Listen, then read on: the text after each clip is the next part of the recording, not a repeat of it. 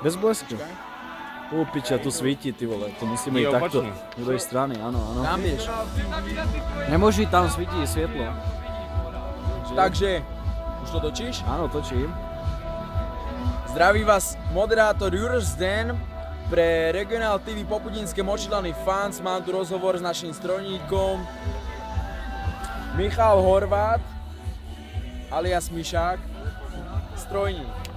Takže, Miško, chcel by som sa vás opýtať, aký máš názor, alebo aký máš pocit z dnešnej súťaže na nočnej súťaži v Letniči?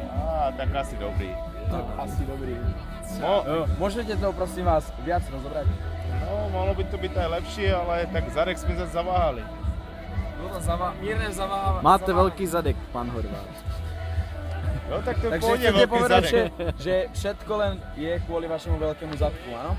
No nie, je to väčšinou kvôli košu alebo zadku.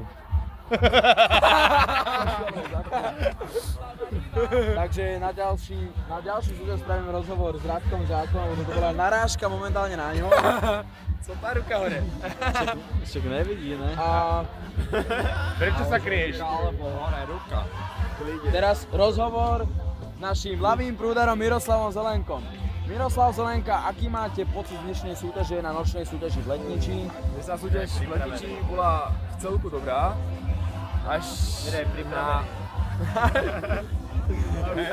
Až na náš stroj. Ktorý nás sice nepodporil, ale akože útok byl pekný. Ešte ste zabudol jednu dôležitú vec ste zabudol povedať, že na útoku bol pekný, čo? Nálev. Popiči Aha, popiči nálev. Nálev bol dobrý. Ktorý Byl spravil dobrý. nalevač Euros Den for Women. Naši faninky. Našima faninkama. Skalica Power. Skalické ženy nám fandia. Držte nám palce. Nafandí každý. Dobre, už sa ukončí, lebo už je to dlhé.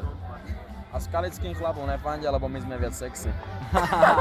Na budúce bude lepšie. Dobre. Že OK? Ideme sa baviť.